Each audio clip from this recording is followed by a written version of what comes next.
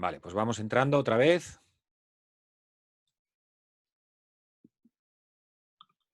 Vais entrando, perfecto.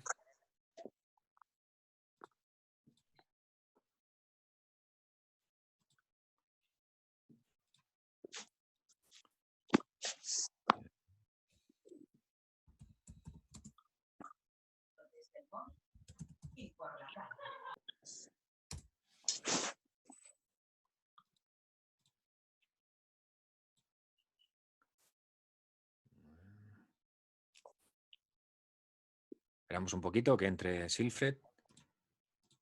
Vale. A ver si la ve. Vale.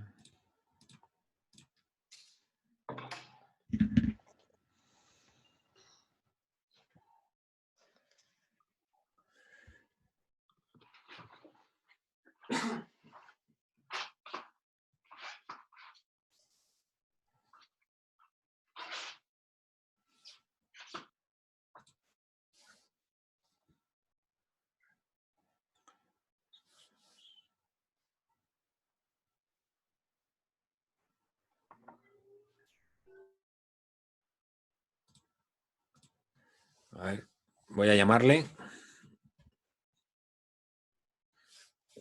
No está, ¿no? Todavía. Silfred, no, no. No, no entra.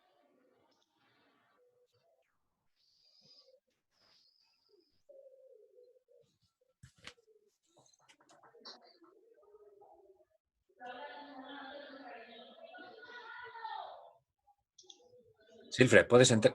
La última que te he mandado. Es el último link que te he mandado a tu WhatsApp.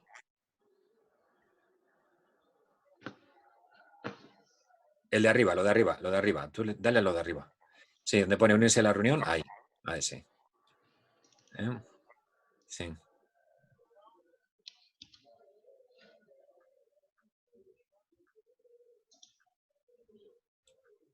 Te lo vuelvo a mandar. Lo acabo de mandar otra vez. Arriba, el link de arriba, que te salen dos.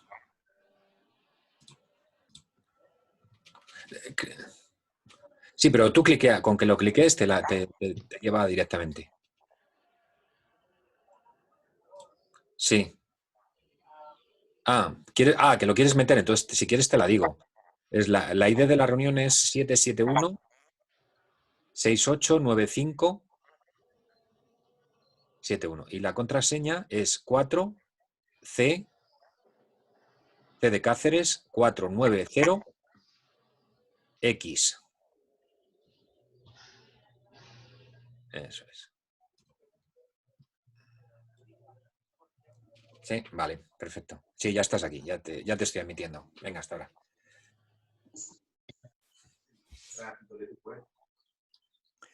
Vale.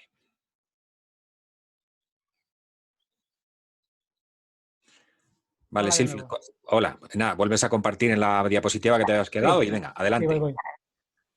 Ok, no, sencillamente esto, ¿no?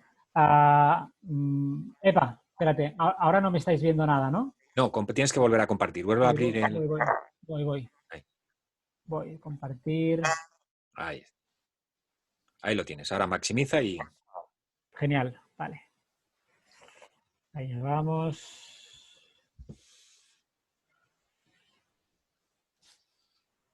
Segundo. Vale, no, la idea sería esta. Lo que estaba comentando era que es importante que haya una figura a bordo que pueda ayudar en las transiciones de los profesionales que están trabajando y que se están dejando la piel. Y entre otras cosas, pues que puedan hacer estas contenciones difíciles en los momentos de máxima intensidad, que puedan ofrecer también un lugar seguro de escucha activa, de sensibilidad mutua, incluso de integración neuronal de lo que está sucediendo. ¿Eh? Y otra idea de por qué una figura de profesional en la salud mental arriba de un barco es para continuar investigando, ¿eh? Para mejorar la calidad psicosocial del equipo en las misiones. Es importante darnos cuenta que, y eso es una pregunta que a veces cuando hago otras charlas, yo hago formaciones en contención física, y contención psicológica para, bueno, para toda clase de proyectos. Y a menudo pregunto, cuando la gente corre, ¿hacia dónde corre? Normalmente. Cuando la gente está huyendo de algo, ¿hacia dónde huye? ¿Qué pensáis vosotros? Hacia adelante. Pero huye hacia un lugar. La gente huye mayoritariamente y es así hacia su casa, hacia lo que considera su casa. Hubo un estudio después de los atentados del 11 de septiembre bueno, que los resultados fueron que analizó hacia dónde corría la gente, es decir, los flujos de movimiento por Nueva York y Manhattan, cómo fueron, y las conclusiones fueron que la gente corría hacia su casa, porque casa es un lugar seguro normalmente. Tenemos un microchip que cuando estamos en peligro nos conecta con nuestra casa. ¿Ok? Encima de un barco, ¿por qué lo estoy diciendo esto? Encima de un barco No es posible. no es posible. Para los rescatados tal vez sí, porque para ellos tal vez eso es probablemente un lugar seguro después del periplo del tiempo que llevan tirados en el mar. Pero para el rescatista, el lugar seguro es algo que es muy endeble, es algo que es muy difícil que el rescatista pueda conectar. El objetivo de que haya un profesional sanitario encima del barco también tiene este objetivo. Pueda vincularse esta persona con un lugar seguro. Una persona que en un momento determinado, te puede sentar y puede ayudarte a establecer una conexión con lo que te está sucediendo. Y a veces hay gente que se le da muy bien, que no son psicólogos ni sanitarios, y que lo consiguen, pero a veces hay gente que no lo consigue y mete en un apuro a la persona que está padeciendo una crisis de ansiedad o cualquier otra cosa. ¿Ok? Por eso yo digo que es importante meter algo ahí que signifique un lugar seguro. Hace unos meses estaba trabajando para elaborar una placa para poner en el barco donde haya tips y sugerencias para las personas que en algún momento se sienten mal. Pero bueno, una placa una placa no escucha. Una placa es una placa informativa como la que hay en una calle, ¿no? Entonces, no lo sé. Creo que esto nos debería hacer pensar y hasta aquí lo que quería comentar. ¿Ok? Sé que no sé si habrán muchas preguntas, yo creo que sí, pero será un placer responderlas. Pues lo primero, muchas gracias, Silfed. Y bueno, yo apunto a unas pocas, o sea que, y supongo que los compañeros también. Bueno, sí que quería hacerte primero una mención, ¿no? Porque preguntabas que cuál es la persona de referencia, ¿no? Decías, en el barco que pueda... Bueno, claro, hay dos situaciones, ¿no? Un poco el ejemplo de lo que expresabas en cuanto a, por ejemplo, un barco que está haciendo un rescate en medio del mar, ¿no? Como está ocurriendo en el Mediterráneo central, ¿no? Pero cuando es un rescate más cerca de la costa, normalmente solemos tener un responsable. A ver, a bordo del barco, suelen ser un barco más pequeño y suelen ir en torno a 3 personas. Siempre va a haber un patrón que es el que, digamos, ostenta el mando, pero que va a estar implicado en el problema, vamos a decir. O sea, va a sufrir de las mismas situaciones, podrá tener a lo mejor un poco más de experiencia y demás. Pero sí que hay un responsable de base que está en tierra y como van a ser rescates en los que se regresa, digamos, relativamente pronto, podría ser esa figura que pueda dar esa primera atención hasta que pueda recibirse una ayuda mucho más profesional, ¿no? Uh-huh. Quizás esa sea la idea. Lo comento esto porque probablemente este responsable de base debería tener unas herramientas importantes para poder ayudar con prontitud, ¿no? Aparte de las que puedan tener los propios rescatistas, ¿no? Un poco contestando a tu pregunta, ¿no? No sé si ahora algún compañero nos dará alguna otra idea en este sentido, ¿no? Y a lo mejor también centrado en la idea de los posibles rescatistas en alta mar, ¿no? Con los barcos que están en el Mediterráneo, ¿no? Ahora atendiendo y demás, y que comentabas, ¿no? Bueno, yo en cuanto a preguntas, yo hay una cosa que siempre me ha sorprendido mucho, y es que cuando ya llevas un tiempo en esto, ¿no? Y al final terminas trabajando con otros compañeros, incluso con otros compañeros de otros cuerpos, ¿no? A mí me ha ocurrido con Guardia Civil, con bomberos, y hemos tenido que intervenir en recuperación de cadáveres, sobre todo, ¿no? Y había una cosa que siempre me ha resultado extraña, ¿no? Y que a posteriori me ha hecho que pensar mucho, ¿no? Parece que llega un momento en que te acostumbras a esto, llegas a convertirlo. Yo es que, fíjate, voy a decir algo que a lo mejor a alguien le puede parecer mal, no sé, me gustaría que algún compañero también dijera si a él le ocurre, ¿no? Mm, es como una barrera de defensa, cuando te acostumbras haces como una especie de barrera de defensa en la que llegas a no ver al cadáver como un cadáver.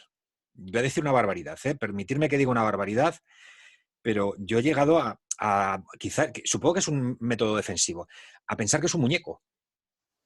Siento decir esto, ¿eh? Yo no sé si puede ser que alguien pueda pensar, pero he encontrado que esa era la forma que mejor he podido actuar cuando lo hacía de esa manera.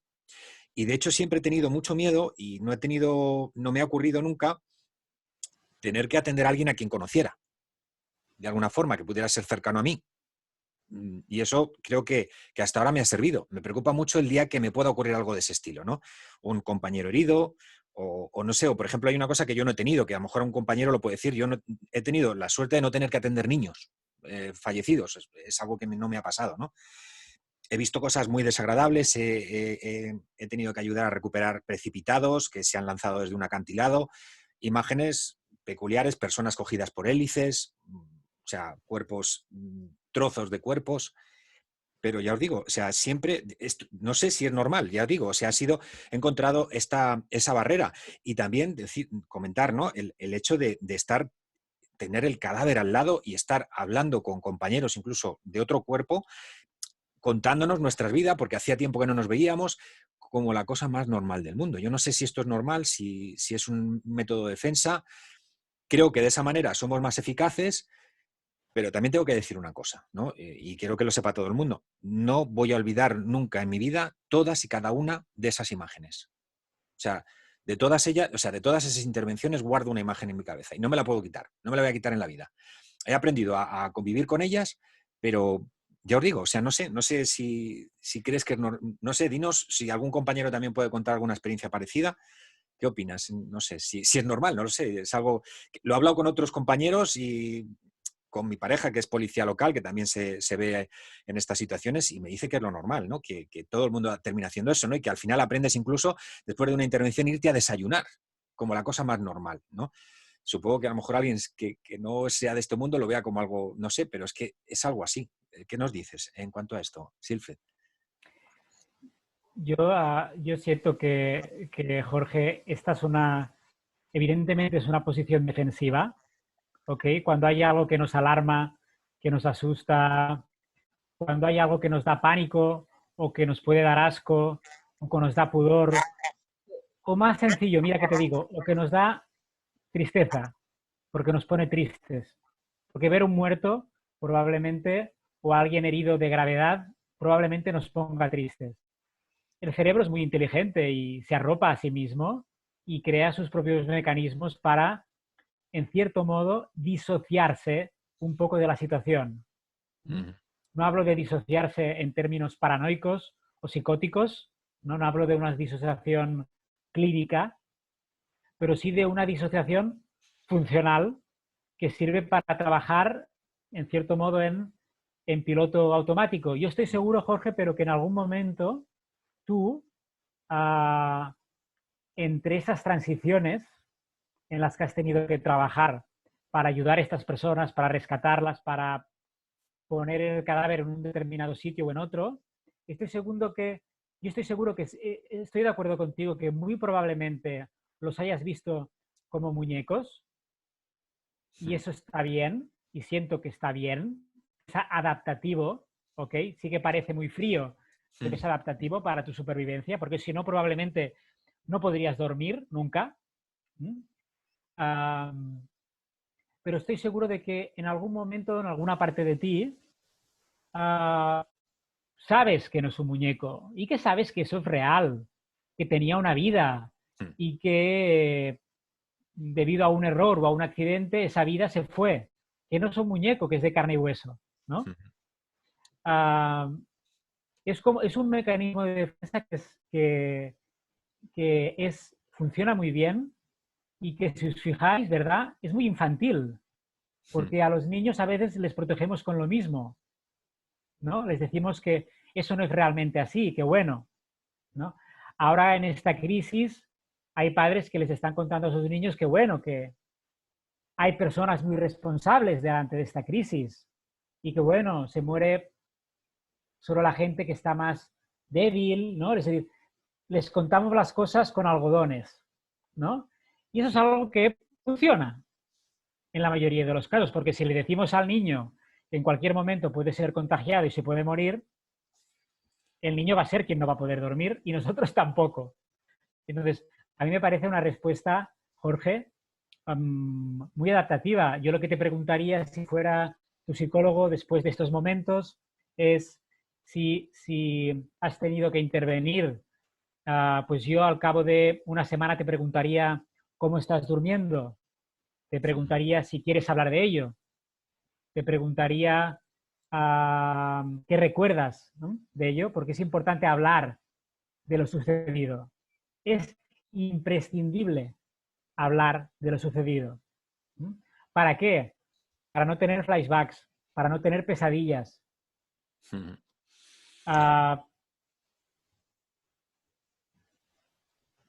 sé si te he respondido, pero Sí, esa sí, sí, es... sí, o sea, era un poco la idea, ¿no? Pensaba, vamos, lo comentaba, ¿no? Entendía que es un...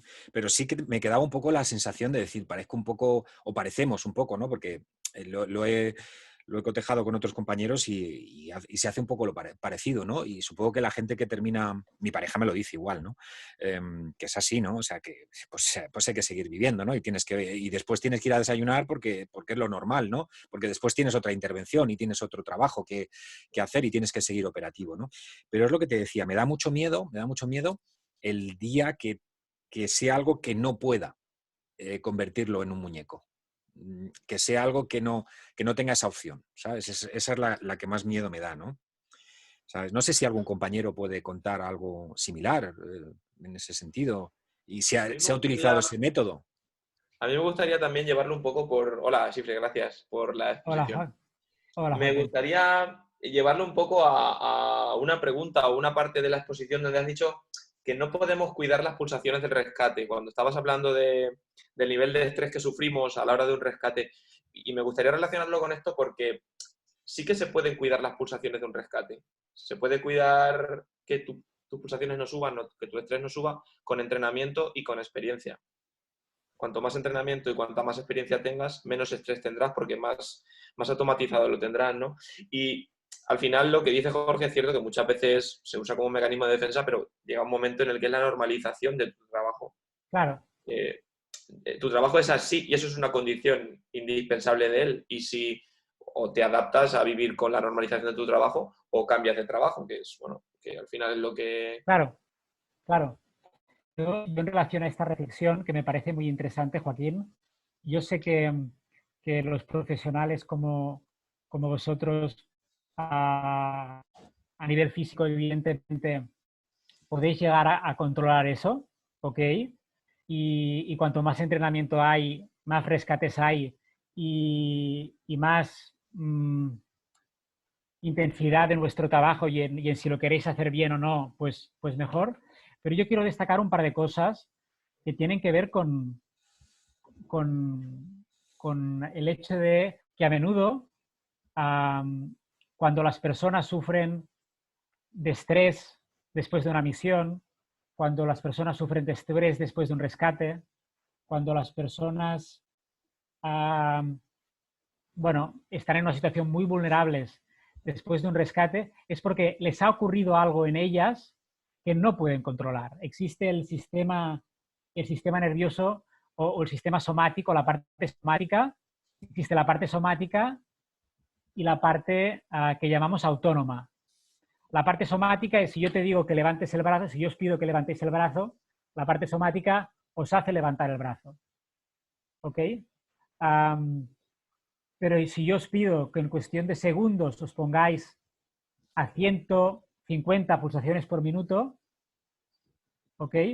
hay una parte de ahí que yo sé que vosotros podéis hacerlo, en un minuto no, o espero que no, porque tiene que ser muy fuerte esto, a mí me petaría el corazón, sin duda, pero cuando hablo de pulsaciones no me refiero en una situación cómoda. Yo sé que muchas personas se pueden poner a 145, a 150 o más, corriendo, y llegan a casa, se toman un batido y no pasa nada, ¿vale? Pero lo que yo estoy presentando es que no es una situación normal, no es un hobby, a pesar de que a muchos os guste esto. Como tú bien has dicho, es un trabajo. Y en este trabajo, por lo que yo he observado, aparece el miedo a morir, aparece el miedo a no dar la talla, aparece el miedo a que un niño se te escape, aparece el miedo de que alguien se haga daño. En ese barco y en esa agua se cosifican muchos miedos. Y esos miedos juntados con las pulsaciones, que es esto que he presentado antes, nos pueden hacer llegar a momentos que son muy, muy duros para nosotros, aunque no nos demos cuenta. Cuando me refería al entrenamiento, quizá no me refería al entrenamiento físico en sí, me refería al entrenamiento a entrenar las situaciones y hacerlo de forma práctica, porque me refería a un dominio de esas, porque al final esas pulsaciones no suben por una actividad física, no suben por un nivel de estrés. Entonces, hay un menor nivel de estrés si tú sientes que tienes un mayor control de la situación. Totalmente. Y para llegar a un control de la situación necesitas haberla vivido antes muchas veces o haber practicado antes muchas veces circunstancias parecidas, ¿no? A eso me refería con entrenamiento. Totalmente. A la gestión del estrés de cada uno. Totalmente. Y hay que pensar en eso, Joaquín, que a partir de 140, 145 se da lo que se llama una inaculación del estrés. Es decir, lo quieras o no, a partir de 130, 145, el estrés y las hormonas del estrés forman parte de ti. Y ahí hay una parte que es interesante, que muchas personas pueden controlar, ¿sí? Si están bien entrenadas, pero hay muchas personas que si las condiciones no son las favorables y si a la vuelta en la embarcación no hay nadie que pueda contenerlas, son personas que se pueden llegar a quedar muy colgadas, a pesar de tener unas condiciones físicas extraordinarias. Y es algo que yo he visto y que me ha dolido mucho. Y que me ha dolido mucho porque yo siento que se podría haber hecho algo más en esa situación. Aparte de llamar a un psicólogo y decir, tengo una persona destruida en el barco, ¿qué hago? ¿Lo mando a casa? Eso es lo que me preguntaron. Lo mando a casa. ¿Qué es para un socorrista que le venga al capitán y le diga, te mando a casa? Claro, aquí entramos en que el trabajo no es tanto a posteriori, sino a priori. Cuanto más preparada esté una persona para una situación que le genere un shock, que le pueda generar un shock o que le genere un estrés alto, menos cuidados posteriores tendrá que tener, ¿no? Es cierto que nosotros trabajamos en un entorno en el que la gente, hablo de los voluntarios a nivel España, o bueno, también si salimos al exterior, pero suele ser gente que, una gente que se dedica a esto y otra gente que no se dedica a esto tan profesionalmente y que no está acostumbrada a lidiar con estas cosas en su vida cotidiana. Entonces, cuanto menos background tengas, cuanto menos experiencia en ese sentido tengas, más difícil será, entiendo, para ti la gestión. Al margen de cómo seas tu personalidad, de cómo seas tú capaz de gestionar tus emociones personalmente. Entiendo que el trabajo es previo. Hola, Xifre, soy Miguel Bonet, soy voluntario de Cruz Roja en Baleares y te quería plantear dos preguntas. La primera un poco al hilo de lo que ha comentado Joaquín ahora, es decir, ¿qué técnicas o qué posibilidades tendríamos de preparar previamente a las tripulaciones para poder afrontar situaciones, diríamos, desagradables del tema que podemos enfrentar nosotros, es decir, rescate de cadáveres, gente precipitada, etc. Esta es la primera. Y la segunda sería, ¿cómo verías la incorporación o si verías útil la incorporación a nuestras bases de una persona mínimamente formada en apoyo psicológico? Me ha gustado mucho el tema que has dicho de los primeros auxilios, de los primeros auxilios psicológicos, lo desconocía y me ha resultado bastante interesante, pero sí a lo mejor un voluntario con conocimientos de psicología, etcétera, que pudiera estar con nosotros en las bases. Esas son mis dos preguntas.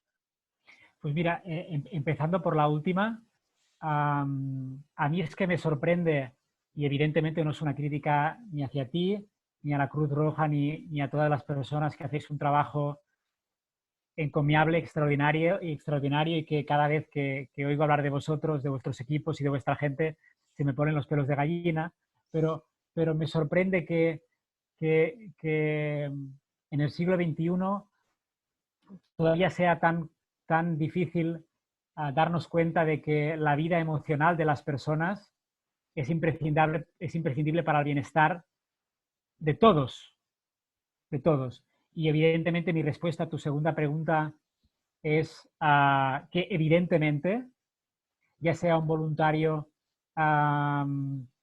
formado en primeros auxilios psicológicos, que insisto, es una formación breve, muy interesante. También te recomiendo, Miguel, me has dicho, ¿verdad? También recomiendo para vuestros voluntarios, hay una formación que hice hace un tiempo que es en el Instituto de Estudios Médicos de Barcelona, donde hice una formación de urgencias y emergencias médicas y psicológicas, que creo fueron un par de días y también fueron súper interesantes. Pero me parece que es imprescindible no solo para las personas, para los usuarios que en este sentido tengan algún problema y necesiten de soporte psicológico, sino también para trabajar con los mismos profesionales que están sometidos en situaciones de estrés muy elevadas y delante de situaciones que requieren probablemente de una contención. Las técnicas y las herramientas que tienen que ver con estos aspectos son técnicas muy concretas. Y ahora te respondo a la primera pregunta. Hay el MDR, que es una técnica para prevenir y trabajar el trauma. Hay el tapping, que es una técnica que se llama técnica de liberación emocional, que consiste, en unos ejercicios que puedes hacer tú mismo con el cuerpo. Si ponéis tapping, os van a salir un montón de cosas y el tapping, juntamente con el EMDR, es muy útil.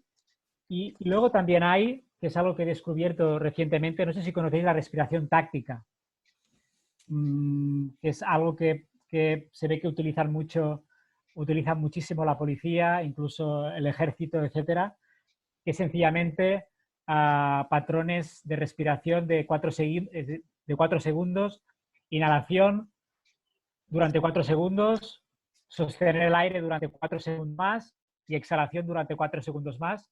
Esto repetido durante 4 o 5 veces durante la intervención y después de la intervención. Y se ve que es algo que facilita muchísimo el control de toda la parte del sistema nervioso autónomo y de las emociones de la persona que está ejerciendo una actividad. Yo te recomiendo muchísimo el tapping. Puede parecer absurdo y lo vais a ver como algo que tiene que ver con la ciencia ficción, ¿vale? Pero tiene que ver, por ejemplo, con esta parte de la mano, ¿ok? Este secreto ibérico que tenemos aquí, ¿ok? Aquí es primer punto, ¿ok? Este sería otro. Este sería otro. Y esto es útil hacerlo durante 2-3 minutos. Podéis buscar información sobre esto. Se llama tapping, técnica de liberación emocional, y sirve para oxigenar, relajar a la persona, reducir sus pulsaciones, ponerla en un estado de calma más o menos rápido. ¿Okay? Esto es lo que viene sustituyendo esta última década a las técnicas como la de Schutz o Jacobson. No sé si sabéis la técnica de Jacobson de relajación muscular, de tensión, distensión del brazo, tensión y distensión del cuello. Son técnicas que tratan de cosificar muchísimo más estas cosas, ¿no? Yo, tapping, MDR, respiración táctica, pero no hay nada, y ahora voy a barrer hacia casa, no hay nada como tener un psicólogo o un terapeuta en tu equipo, ya sea encima de un barco o en una base o donde sea. porque esta persona puede facilitar todo esto. Para mí, y perdona que termino de responderte, Miguel, es muy importante el briefing, y para mí el briefing se tendría que dar fuera del barco o fuera del espacio de trabajo, ¿ok?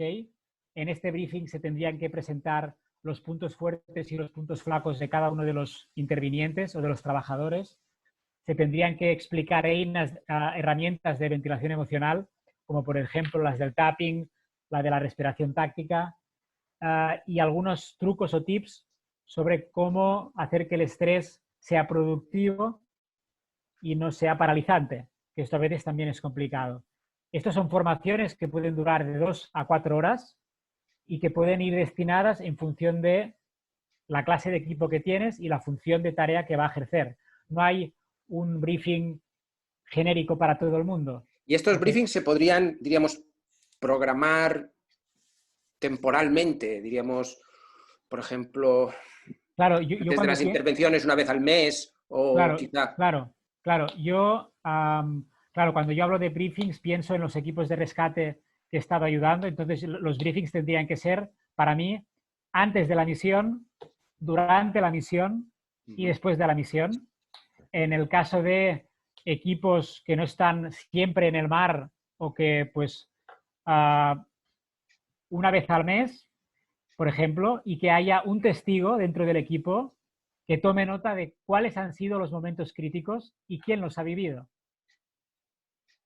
Pero de entrada el briefing es para prevenir. Sí. Y el debriefing es para cerrar. Briefing es para que la obertura a esa experiencia traumática sea lo menos traumática posible, y el debriefing es para cerrar e integrar la experiencia traumática o difícil. Por lo tanto, en una misma sesión se puede hacer una formación, hacer un briefing, y a la hora siguiente se puede hacer un debriefing de lo que ha ocurrido el último mes, por ejemplo. Interesante. Sí. Muy bien, pues muchas gracias, Chifre. Muchas gracias porque ha sido muy revelador y muy aclaratorio. La verdad es que sí. Yo quería Gracias a ti, Miguel. Sí. ¿Tenéis alguna pregunta, chicos? Si no, lanzo yo una. Sí, verás, hay una cosa que también a mí siempre me ha venido mucho, ¿no? A cómo resolver esto, ¿no?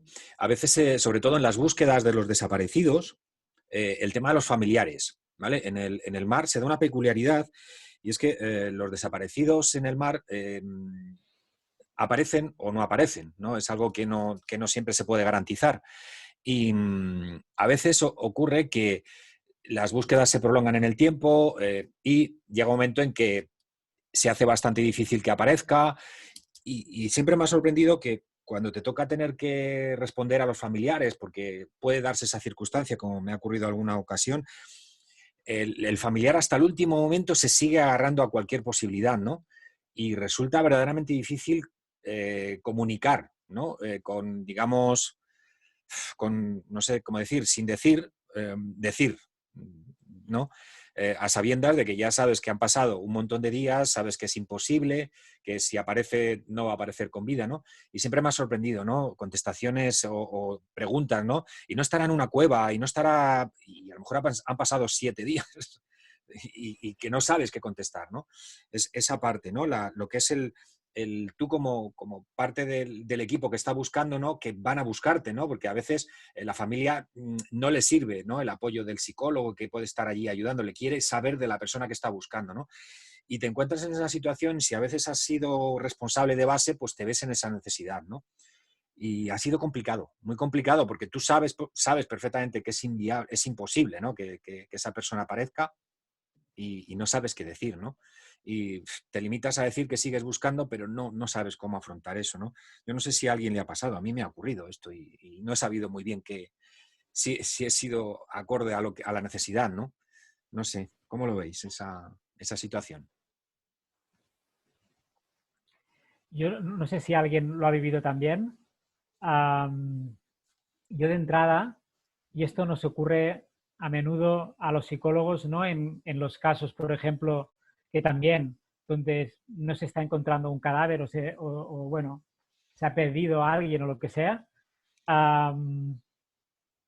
Es algo difícil porque las personas tenemos la inercia, la inercia de no dar las noticias. A las personas no nos gusta dar buenas noticias porque eso nos coloca en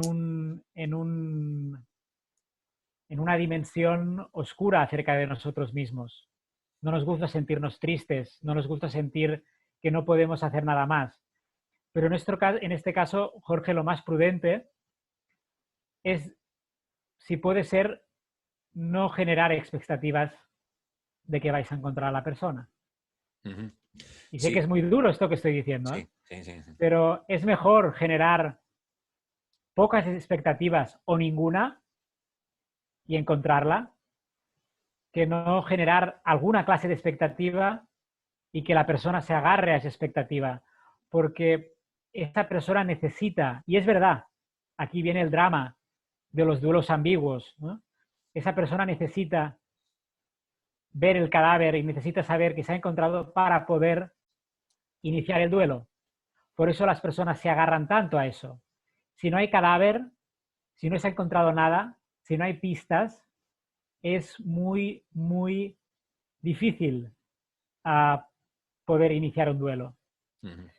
Y aquí está el drama, y por eso yo confío que en estos casos el psicólogo o la psicóloga que trabaja con la familia les ayudará a que ese duelo ambiguo, que así se llaman estos duelos, duelos ambiguos, ¿no? Se pueda realizar simbólicamente de algún modo.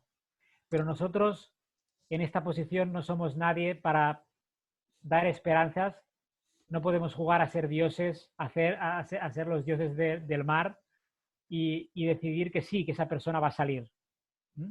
Porque le podemos hacer mucho daño a esa familia. Y entorpecer al mismo tiempo su proceso terapéutico. Porque sin duda la psicóloga o el psicólogo le va a decir que el psicólogo y la psicóloga se va a negar como un bellaco a responder esa pregunta, porque sabe que esa pregunta es una pregunta que, si la contesta, puede dejar a la persona en una posición peor de la que está.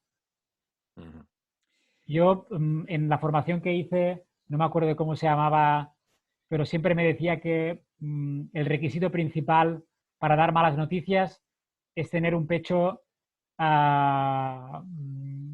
musculoso.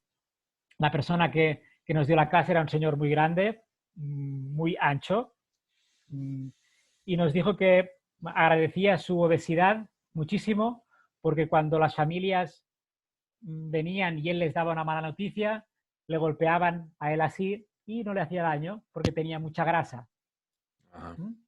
Y que era lo principal que se tenía que tener para dar malas noticias. Otra cosa es cuando el cadáver está en mal estado, por ejemplo, y no se puede dignificar. Cuando el cadáver no lo puedes ni limpiar. A veces no, hay un rasguño, hay un tajo, hay un no, y a veces sí que se puede limpiar y darle algo de dignidad. Pero cuando no se puede, bueno, se tiene que aconsejar a la persona que realmente la persona no está bien y que tal vez es preferible recordarla tal y como estaba antes. Pero esa pregunta que comentas es muy difícil, Jorge, es complicada. Siempre nos queda un minuto, vamos a abrir un tercer tiempo, ¿vale? Para ya casi despedirnos y las últimas preguntas, ¿vale? Es que nos cierra la sala. Volvemos a crear otro, te vuelvo a mandar el dato, ¿vale? Para volver a entrar. Ok, perfecto. Volvemos a entrar, chicos, ¿vale? Salimos y volvemos a entrar. Venga.